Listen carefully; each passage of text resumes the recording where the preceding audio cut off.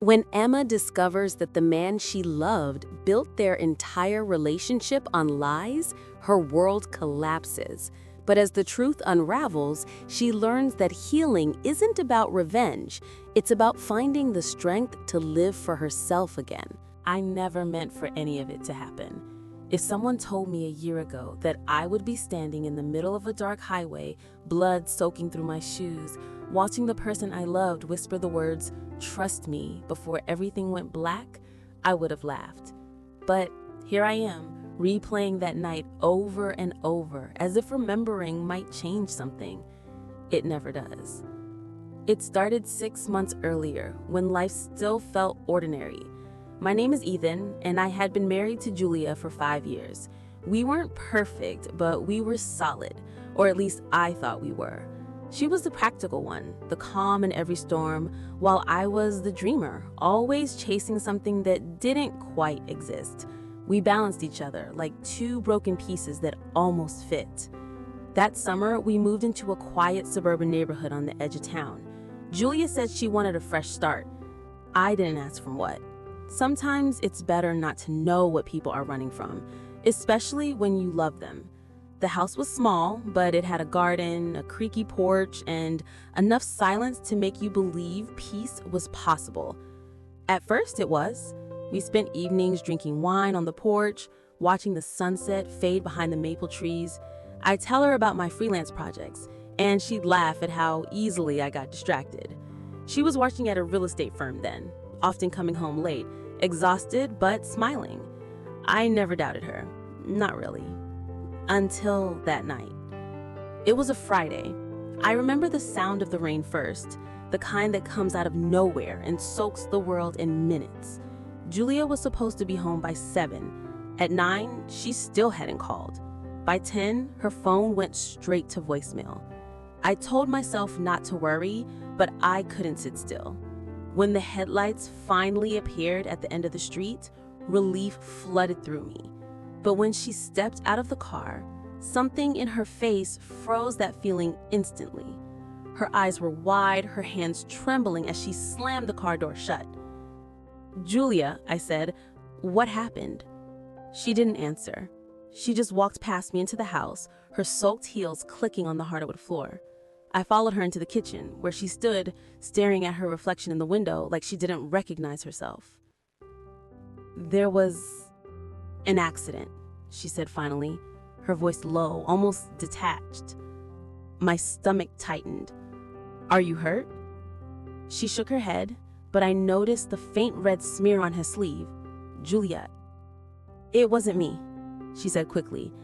"I didn't even, please just don't ask questions. Not yet." I wanted to push, but there was something in her eyes, raw fear, that made me stop. She walked to the sink, turned on the water, and began scrubbing her hands like she could wash away whatever had happened. "Was someone hurt?" I asked quietly. Her hands froze. For a moment, I thought she wouldn't answer. Then in a voice so fragile I almost didn't hear it, she said, "Yes." That was the beginning of the lie. She told me the story an hour later, though I knew even then it wasn't the whole truth. She said she'd been driving home on the back road by Miller's Creek when someone suddenly stepped out of the rain. She swerved but hit them. She panicked, got out, checked for a pulse, but there was none. "I couldn't think, Ethan," she whispered. "It was dark, it was pouring, and I didn't know what to do." "You should have called the police," I said, even though part of me already knew we were past that. Tears welled in her eyes. "You don't understand. She stopped herself, took a breath. "I just couldn't. I left. I drove here." The room spun. My heart was pounding so hard it hurt. There are moments when life splits in two. The version where you do the right thing and the version where you don't. We were standing right on that line. "What do we do now?" she asked, her voice breaking. The way she said "we" changed everything. I don't remember making the decision. It was like my body moved on its own, guided by something ancient and desperate. the instinct to protect the person you love, no matter the cost. I said, "Tell me where." Her eyes widened. "Ethan, no." "Tell me where, Julia." 10 minutes later, we were in the car driving through the storm toward Miller's Creek. The rain had eased, leaving behind the thick fog that swallowed the headlights whole. Julia's hands were gripping the steering wheel so tightly, her knuckles were white. When we reached the curve in the road, she pointed. "There." I stepped out first. The air was heavy, metallic. The world felt unnaturally quiet. And then I saw it, the dark shape near the ditch, half covered by branches. My chest tightened. It was a man, probably in his 40s, dressed in a maintenance uniform. His face was pale, still. Julia stood behind me, trembling. "Is he—" I kneeled, forcing myself to check for a pulse. Nothing. "Yeah," I whispered. She covered her mouth with her hand. "Oh my God." For a long moment, we just stood there, staring at him. My mind was racing, screaming that this was wrong, that we had to call someone. But my heart was louder. It said, "Help her." "We can't leave him here," she said suddenly. "Someone will find him." "Julia, please, Ethan, I can't go to prison. You know what that would do to me, to us." She was shaking now, tears streaming down her face. I looked at her, the woman I loved more than anything, and I made a choice I can't take back. I helped her move the body. We dragged him into the woods, wrapped in an old tarp from the trunk. I kept telling myself it was temporary, that we'd call it in tomorrow, make it right somehow. But even as I thought it, I knew it was a lie. When we were done, we stood there, covered in mud and rain, breathing hard. Julia looked at me like she was seeing me for the first time, and I realized I was seeing her too. Not the woman I married, but someone else. Someone capable of darkness. "Thank you," she whispered. Those 2 words would haunt me. The next morning, sunlight streamed through the blinds as if the world hadn't changed. Julia was quiet, distant. She barely touched her coffee. I tried to pretend it was just another Saturday, but the weight between us was suffocating. Around noon, she looked up from her phone. "They found him," she said. My blood ran cold. "What?" She showed me the news article. "Local maintenance worker found dead near Miller's Creek. Police investigating. Hit and run." There it was. A picture of the man we'd buried. His name was Thomas Avery. "They know," she whispered. "They're going to find out."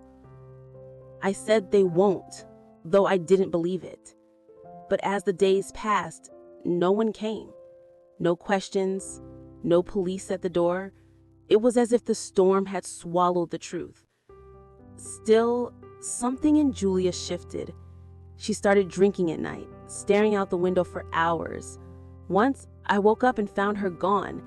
I panicked, searched the house, only to find her sitting in the car, in the driveway, headlights on, hands gripping the steering wheel, whispering something I couldn't hear. When I opened the door, she looked up, eyes hollow. She said, "He's not gone. I see him sometimes on the side of the road." I didn't know what to say. We were unraveling. And the worst part, I'd started seeing him too. The silence between Emma and Daniel stretched longer with every passing week. What had once been a marriage full of laughter and soft touches had now become a house filled with polite words and closed doors. He no longer asked about her doctor visits. She no longer offered details.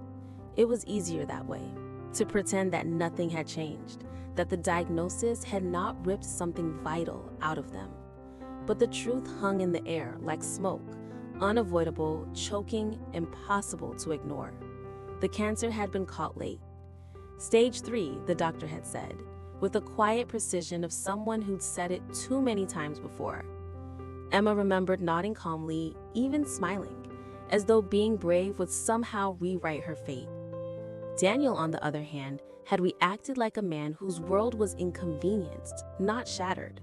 He'd said the right things at first. "We'll get through this, you're strong." But his eyes betrayed him. He was scared, yes, but more than that, he was angry.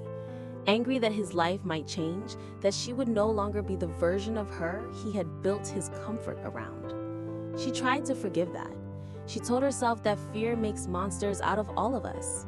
But some nights, when she lay awake in the quiet house, she wondered if it was really fear, or if he'd already started letting go. One evening, Emma found herself sitting at the kitchen table, staring at a bottle of her pain medication. The hum of the refrigerator was the only sound in the room. Daniel was upstairs, maybe working, maybe not. Lately, she didn't even know what filled his time. The thought came like a whisper. If I weren't here, maybe it would be easier for him. Her hand trembled as she reached for the bottle. But then she heard footsteps. Daniel's. He entered the room, his expression unreadable. "Why are you sitting in the dark?" he asked. She blinked at him. "I didn't notice." He sighed, rubbing his temples. "You have to stop doing this to yourself, sitting around, feeling sorry. It's not helping." The words stung. "I'm not feeling sorry, I'm just tired." He looked at her like she'd said something unreasonable. "You could try harder, Emma. People beat this all the time. You just have to want to."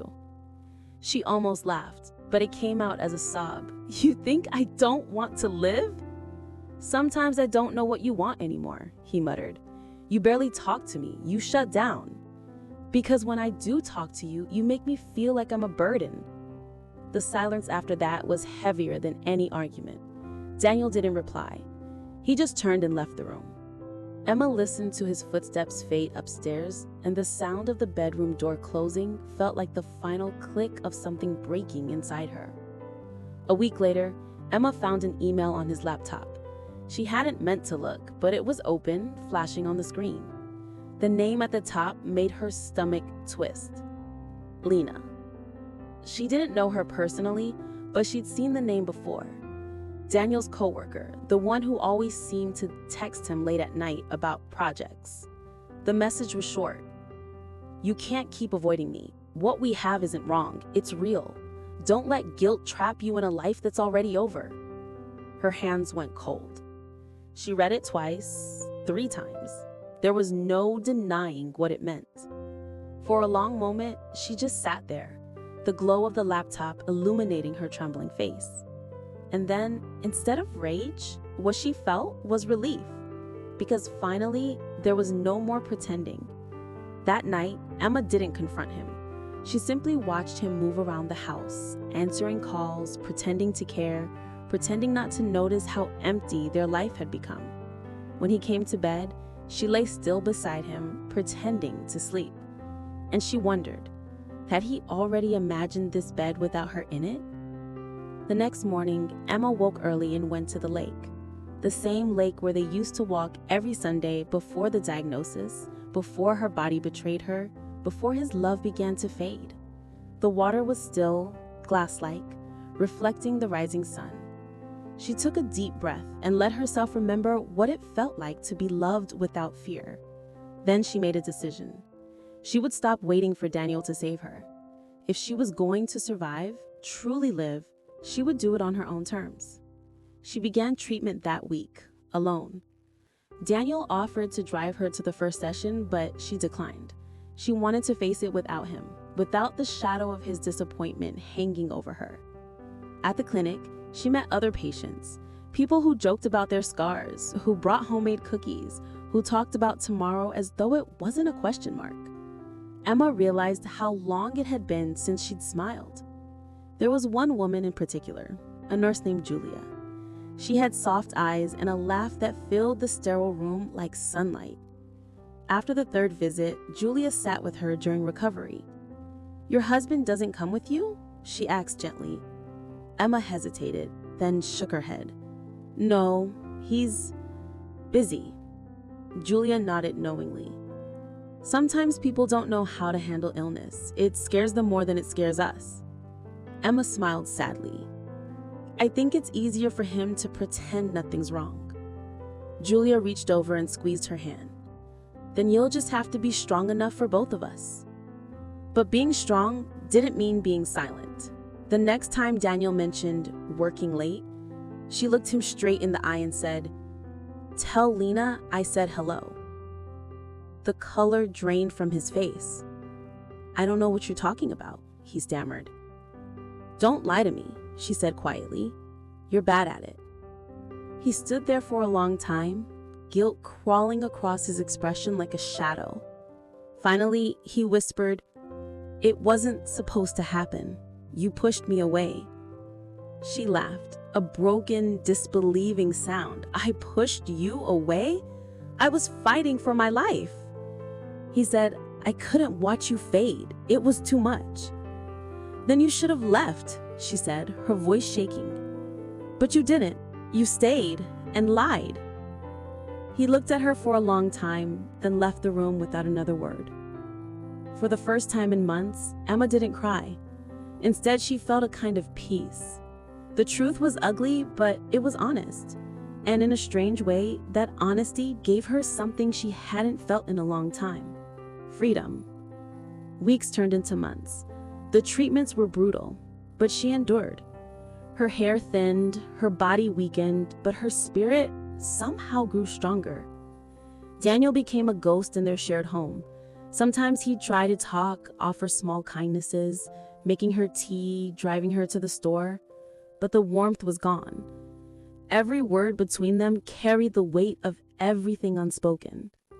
And yet, despite the wreckage, there were moments, brief, fleeting, when he'd catch her looking at her, as if seeing her for the first time. One evening, after a particularly rough treatment, Emma came home to find the table set for two. Candles, dinner. Daniel was standing there, nervous, like a man waiting for judgment. "I made your favorite," he said softly. She didn't move. "Why?" He swallowed hard. "Because I've been an idiot. Because I forgot who we were before all of this, and because I don't want to lose you." Emma stared at him, tears stinging her eyes, not because of his words, but because part of her still wanted to believe them. But love built on lies never survives long. "Daniel," she said quietly, "you already did." That night, after he went to bed, Emma sat on the porch and looked up at the stars. For the first time, she didn't feel small beneath them. She felt alive, scarred, yes, but alive. She whispered into the cool night air, "I'm not your lie anymore." And somewhere deep inside her, something unshackled. 3 months had passed since that night on the porch, the night Emma quietly let go of the version of herself that had spent years trying to fix something already broken. The house was different now, lighter somehow. Daniel had moved out 2 weeks later.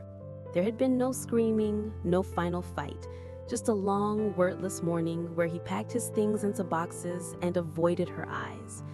She'd stood by the window, watching his car disappear down the road, feeling both the sharp sting of loss and the strange relief of freedom. He didn't say goodbye. She didn't ask him to. The first few days were quiet, too quiet. Emma realized that for years, her entire identity had been built around being someone's wife, someone's caretaker, someone's constant reassurance. Now, without that role, she wasn't sure who she was. She'd wake up early and make 2 cups of coffee out of habit, then pour one down the sink. She'd start a sentence out loud, forgetting there was no one to answer. Loneliness had a sound. She could hear it in the echo of her own footsteps. But loneliness, she found, was also a space for something new to grow. Her treatments had finally ended. The doctors called it remission, a word that carried hope and fear in equal measure. "You're doing well," Julia, her nurse, said one afternoon during her last checkup. "You beat it." Emma smiled faintly. "I survived it." Julia tilted her head. "That's the same thing." But Emma knew it wasn't. Surviving meant breathing. Beating it meant living, and she wasn't sure she knew how to do that yet. One evening, Emma found herself driving aimlessly without a destination. It was raining, the kind of steady, endless rain that blurs the world outside your windshield. When she saw the old bookstore at the corner of 5th and Willow, she almost drove past it, but something about the warm glow inside pulled her in. It smelled like dust and paper and stories, the kind of place where time moves slower. As she wandered through the aisles, her fingers tracing the spines of books she hadn't read in years, she felt something she hadn't felt in a long time. Calm. Looking for something specific? The voice startled her. A man stood a few feet away, tall, maybe mid-30s, with kind eyes behind black-rimmed glasses. "Just browsing," she said. He smiled. "That's how it starts. I came in here to just browse 5 years ago. Now I own the place." Emma laughed softly. "That's dangerous." "Books usually are," he said, and extended a hand. "I'm Noah." "Emma." Noah wasn't like Daniel. He didn't fill silences, he respected them. He didn't ask too many questions, but somehow always knew when she needed to talk. She started visiting the shop often, at first as an escape, then as something closer to routine. Some afternoons they'd sit on the small sofa near the window, drinking tea and talking about everything from philosophy to bad horror movies. Other days they'd just sit in silence, reading, letting the soft hum of the city outside become their background music. Emma didn't know what it was about him. Maybe it was the quiet steadiness, maybe the way he never looked at her like she was broken. He treated her like she was simply there, in the moment, and that was enough. One rainy Thursday, Noah handed her a book. "Here," he said, "you might like this." It was a worn copy of Letters to a Young Poet by Rainer Maria Rilke. She flipped through the pages, noticing underlined sentences and delicate handwriting. "Who underlined these?" she asked. He shrugged. "The woman who owned the shop before me. She believed books were meant to be lived in." Emma smiled. "I like that." He watched her for a moment, then asked, "Can I ask you something, Emma?" "Sure." "Why do you always look like you're apologizing to the world?" The question caught her off guard. "What?" He leaned back, his tone gentle but honest. "You carry yourself like someone waiting to be forgiven. For what?" She hesitated, staring down at the book. Then quietly, "For not being enough." Noah's eyes softened. "Who told you that?" She met his gaze. "Someone I used to love." He didn't say anything for a while. Then, "Well, they lied." That night, when Emma got home, she couldn't sleep. She lay awake thinking about Noah's words. For years, Daniel's voice had been the one in her head, sharp, heavy, full of expectations. Now there was another voice, softer, reminding her that she didn't owe anyone her worth. And for the first time in a long time, she believed it. But life, Emma learned, had a way of testing you just when you start to heal. It was a Sunday afternoon when she saw him again. Daniel. She was leaving the grocery store when she heard her name. "Emma?" She froze. He looked the same, maybe a little thinner, more tired, but the sight of him pulled a dozen memories to the surface all at once. "Hi," she managed. He gave a small, uncertain smile. "You look good." "Thanks." There was an awkward pause. The air between them was full of things they couldn't say. "How are you feeling?" he asked. "Better," she said simply. He nodded, eyes down. "I'm glad, really." She should have walked away, but something, closure, curiosity, maybe both, kept her standing there. They ended up sitting at a cafe across the street, just like old times, except it wasn't. He talked about work, about how he'd ended things with Lena. "It wasn't what I thought it was," he said. He asked about her treatment, her recovery, her plans. And for a moment, she almost forgot everything. Almost. Until he said, "You know, maybe we could start over." The words landed like a stone in her chest. "Start over?" she repeated, stunned. He leaned forward, his eyes earnest. "I made mistakes, Emma. I was scared. I handled everything wrong. But we had something real. Maybe we could find that again." She stared at him, speechless. The part of her that still remembered the warmth of their early years wanted to believe it, but the part that had survived, truly survived, knew better.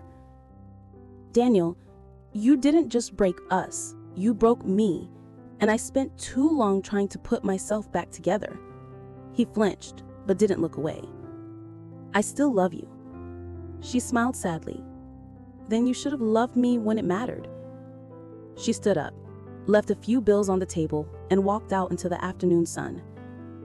That night, she told Noah about the encounter. They were in the shop, closing up for the day. He listened quietly, not interrupting. When she finished, he said, "You don't owe him a second chance." "I know," she whispered, "but part of me still feels guilty for giving up." He shook his head. "You didn't give up, Emma. You chose yourself. That's not guilt, that's growth." She looked at him, realizing how right he was, and how rare it was to be seen so clearly. As the weeks passed, Emma began to feel something new, something terrifying and beautiful. Hope. She and Noah grew closer, not in the loud, all-consuming way she'd once known, but quietly, like two people who understood that love wasn't about possession, it was about peace. Sometimes he'd take her to the lake where she used to walk with Daniel, and they'd sit in silence, watching the sunset. He never tried to fix her. He just sat beside her, letting her exist exactly as she was. And in that stillness, she realized that healing didn't come from forgetting the pain. It came from learning to live beside it without fear. Months later, during a small poetry reading at the bookstore, Emma stood up to read from Letters to a Young Poet. Her hands trembled slightly as she began, but her voice was steady. "Perhaps all the dragons in our lives are princesses who are only waiting to see us act just once with beauty and courage." When she looked up, Noah was watching her, proud, calm, certain. And for the first time since her diagnosis, since the betrayal, since everything, Emma finally felt whole. After everyone left, she and Noah locked up the store. Outside, the city lights shimmered against the wet pavement. He turned to her. "You did great." I shimmered. "I didn't faint. That's a start." He chuckled softly. "Emma." "Yes?" "I know you've been through hell, but I want you to know you're allowed to be happy again." She looked at him for a long moment, then reached for his hand. "Maybe I already am." The past has a cruel sense of timing. It waits until you've started breathing freely again, then knocks on your door, wearing a familiar face. It was a quiet Thursday afternoon when Emma's phone buzzed with an unknown number. She almost ignored it, but something, instinct, curiosity, fate, made her answer. "Hello?" A pause, then a voice she hadn't heard in months. "Emma, it's Daniel." For a heartbeat, her body forgot how to move. "What do you want?" she said finally, her voice sharper than she intended. "I need to talk to you, please." She sighed, gripping the phone tighter. "We already talked, Daniel. There's nothing left." "This isn't about us," he said quickly. "It's about something else. It's important."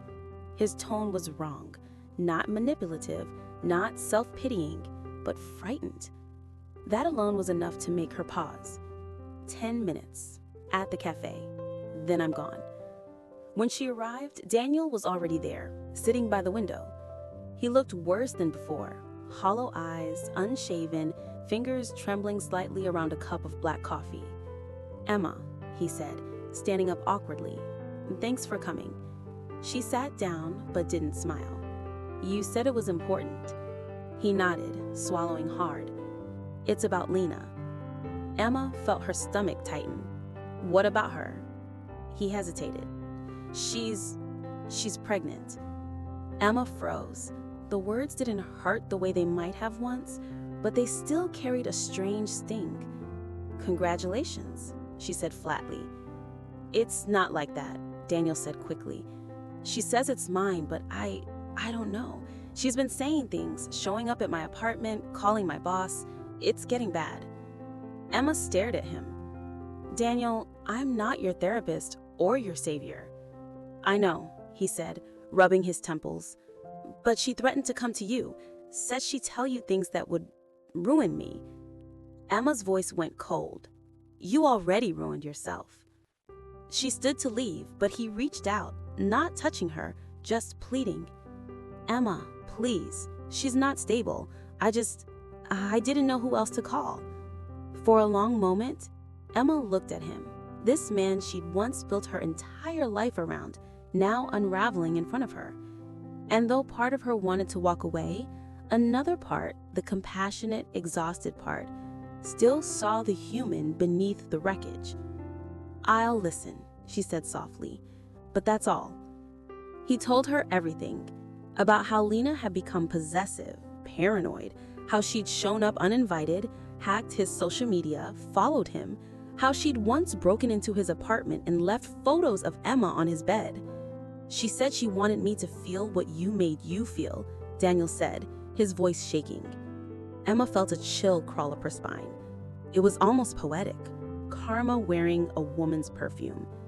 "I'm sorry," Daniel said, "for everything, for how I treated you, for what I let happen. You didn't deserve any of it." For a second, she saw a flicker of the man she'd once loved, honest, scared, human, but she also knew apologies meant nothing without change. "I accept your apology," she said quietly, "but that doesn't erase the past." He nodded, tears glistening in his eyes. "I know. I needed you to hear it." That night, Emma couldn't shake the unease.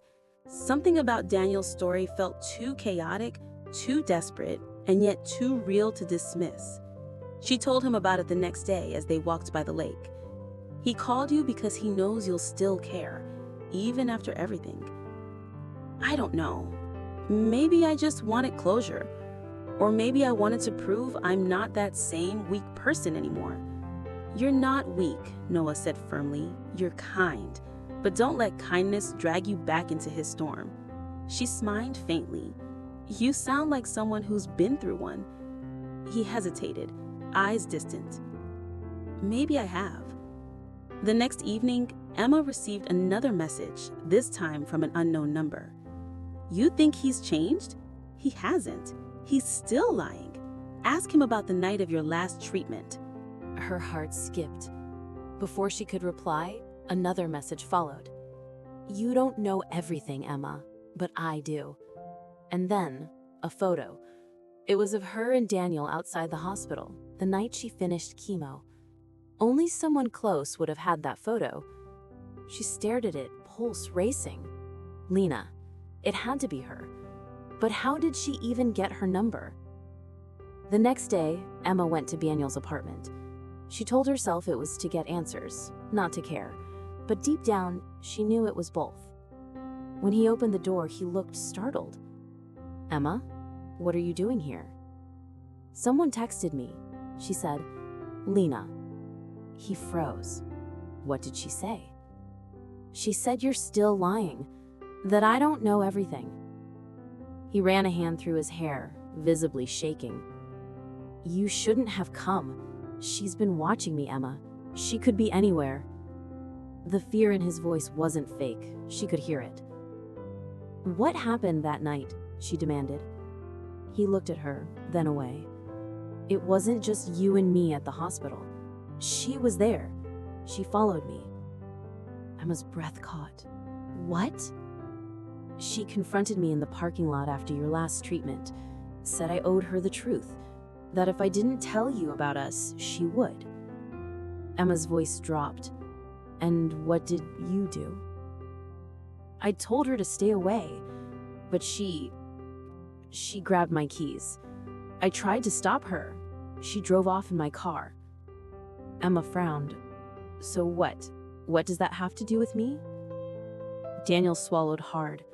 "She didn't just drive away, Emma. She crashed. 2 blocks from the hospital. She lost the baby. Silence fell. Thick, heavy, suffocating.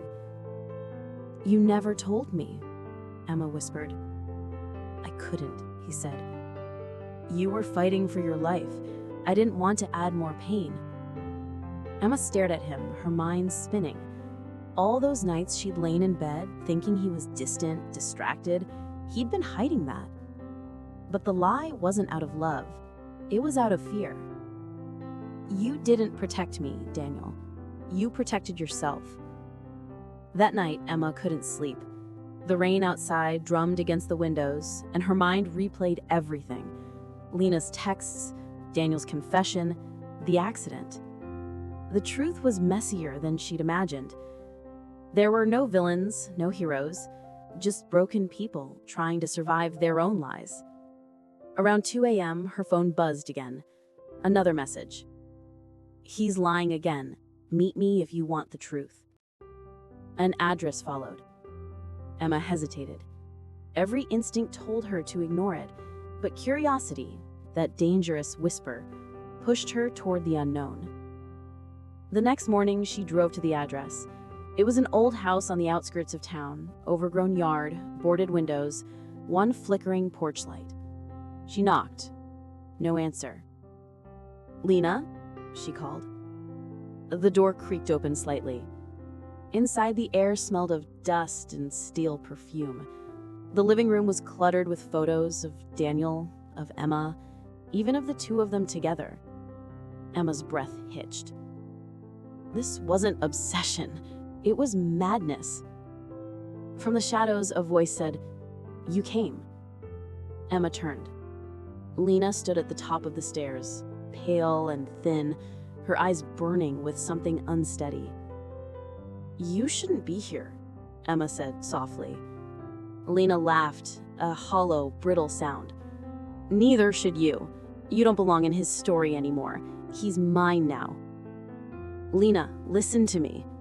No, you don't get to talk about listening. He told me everything, every lie he told you first. Emma took a careful step forward. You don't have to do this. Lena's voice cracked. He ruined me, just like he ruined you. But you still got to be the victim. There were tears in her eyes now. Real ones. I lost everything because of him, she whispered. My baby, my mind, and he still goes on like nothing happened. Emma's throat tightened. I know he hurt you. He hurt me too. But this isn't healing. It's drowning. For a long, tense moment, Lena just stood there, trembling. Then she dropped the phone she'd been holding. It shattered on the floor. I just wanted someone to understand, she said quietly. I do, Emma whispered. More than you think. By the time the police arrived, called by a neighbor who'd heard shouting, Lena was gone, disappeared into the night like a ghost carrying her own pain. Emma gave her statement, hands still shaking, but part of her felt a strange calm. Because for the first time, she'd seen the whole picture. They had all been trapped, Daniel, Lena, and herself, in the same web of lies and loss. But only she had found a way out. That evening, she went to Noah's bookstore. He looked up as soon as she walked in, his expression worried. Emma, where were you? I've been calling. She told him everything, the messages, the house, the confrontation. When she finished, he pulled her into his arms. You don't have to keep walking into other people's storms, he said softly. She leaned into him, exhausted. I just needed to end it, to see it for what it really was. And now? He asked. She looked up at him. Now, I'm free. Later that night, as she drove home, the city lights blurred through her tears, not of pain, but of release. The past hadn't vanished. It still existed, messy, imperfect, scarred, but it no longer owned her. She'd learned that sometimes closure doesn't come from the people who hurt you. Sometimes it comes from finally realizing you don't need them to say sorry anymore. And for Emma, that was enough. Morning sunlight poured into Emma's apartment, warm and golden, stretching across the floorboards like an invitation to start over. It had been 3 weeks since that night, since the confrontation, the police lights, the echo of Lena's broken voice. 3 weeks since Emma decided that she'd stop letting her life orbit around people who only pulled her toward chaos. For the first time in years, she woke up without checking her phone first. No missed calls from Daniel, no cryptic messages, just silence. Soft, peaceful, and entirely hers. She brewed coffee and stood by the window, watching the world move below. There was something sacred about ordinary mornings. The hum of buses, the chatter of neighbors, the steady rhythm of life continuing. Emma took a slow sip and whispered to herself, "This is mine now." Her phone buzzed once, a message from Noah. "Opening early today. Coffee's on me if you come help me unpack." She smiled, typing back, "You just want free labor." "Maybe. Or maybe I want to see you smile before 10 a.m. She caught herself grinning, a real, effortless grin, and grabbed her keys. The bookstore was quiet when she arrived. Noah was setting up a display of secondhand novels, sleeves rolled up, hair slightly messy, a picture of calm in a world that rarely offered it. "Hey," he said, looking up, "you made it. You bribed me with caffeine. It's unfair and effective." He laughed, handing her a cup. Then it worked. For a while, they worked side by side, unboxing new arrivals, sorting through old donations. It was simple, grounding, human. When Noah accidentally dropped the stack of books, Emma burst into laughter, the kind that came from somewhere deep and real. He smiled, watching her. "I've missed that sound." "What sound?" "You laughing like it doesn't hurt anymore." She froze slightly, not out of pain, but realization, because he was right. It didn't hurt anymore.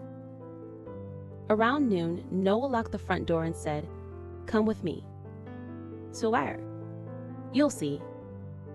They walked through the park, sunlight filtering through the trees, the air fresh with the scent of rain-soaked earth. Eventually, they reached the edge of the lake. The same lake where they talked weeks ago about Daniel, forgiveness, and storms. "This place again?" Emma said softly. Noah smiled. "You left something here last time." She frowned. "What?" "Your fear." For a moment, she just looked at him, then out at the shimmering water. The surface rippled, catching the light like glass, and she felt the weight in her chest loosen a little more. "Maybe you're right, but I think I also left something else." "What's that?" "Hope." They sat in silence for a while, the kind of silence that doesn't need to be filled. Then Noah said quietly, "Emma, can I ask you something?" "Of course."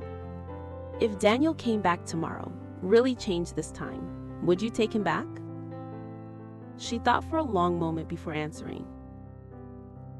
"No," she said simply, "because it's not about him anymore. It never really was.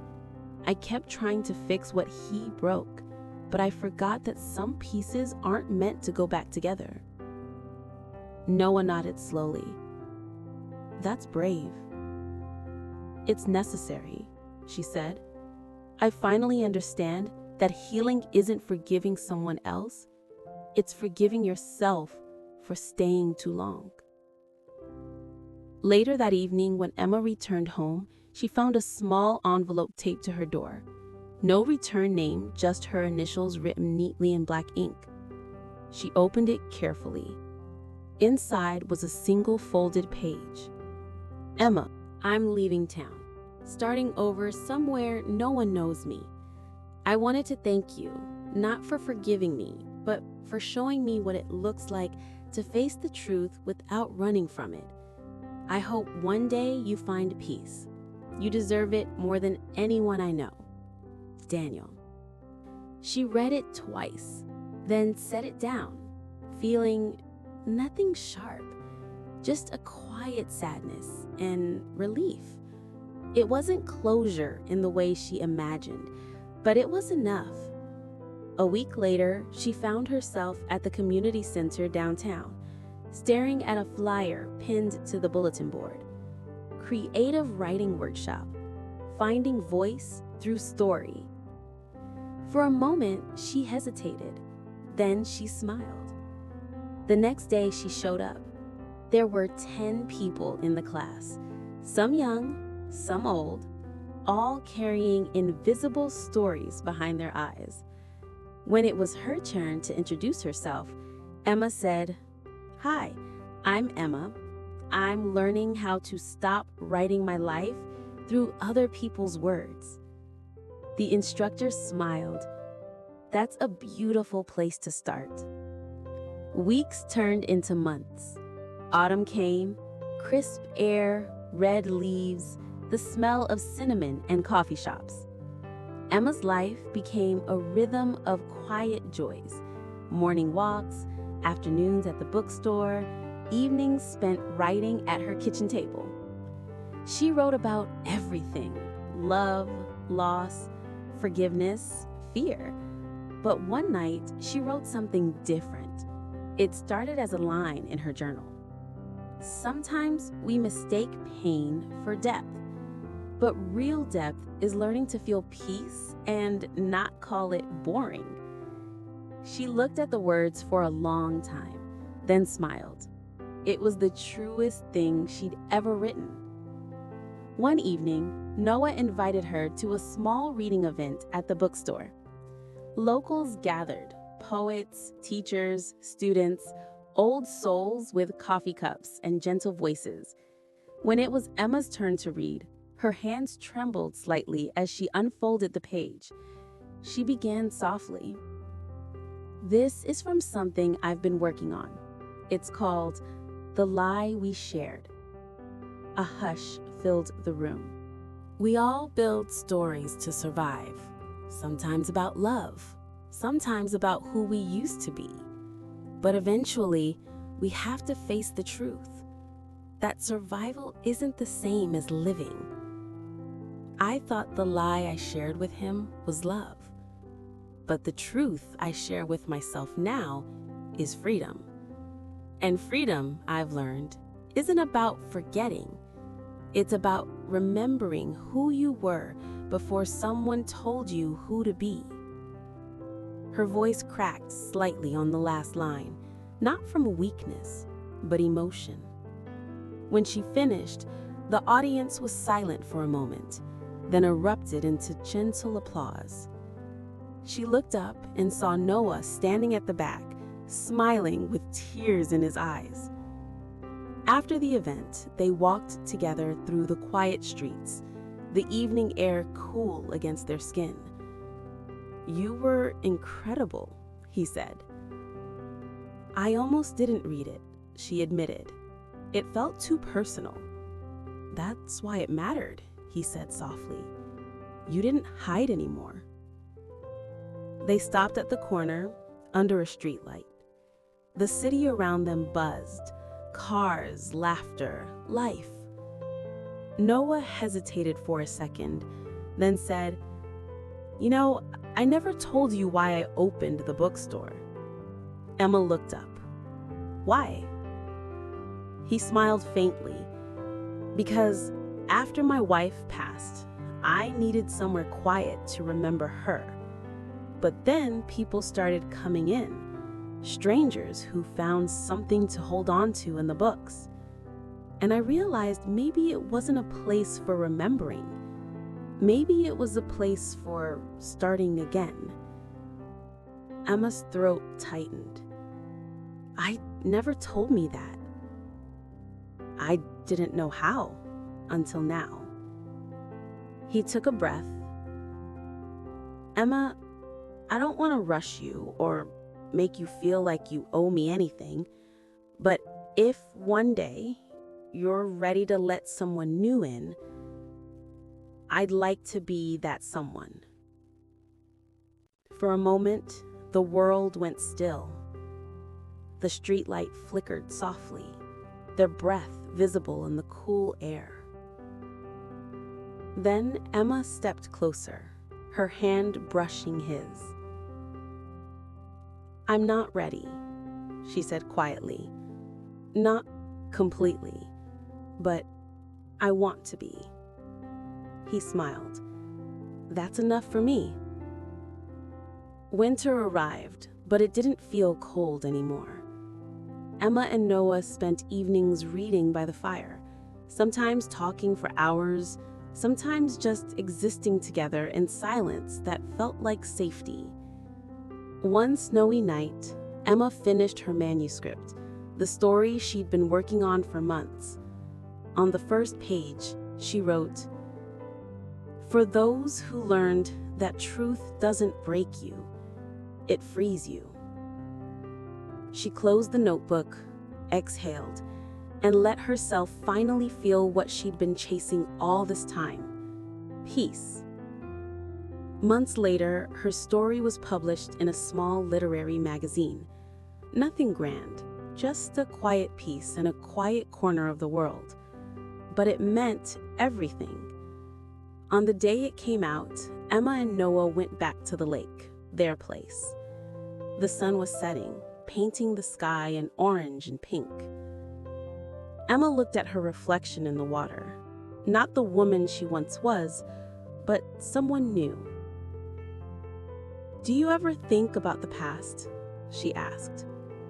"Sometimes," Noah said, "but I think about the future more." She smiled softly. "Yeah, me too." They stood together as the last light faded, and for the first time in years, Emma didn't feel haunted by what came before. Because some stories aren't meant to be rewritten, they're meant to end, so you can finally begin another.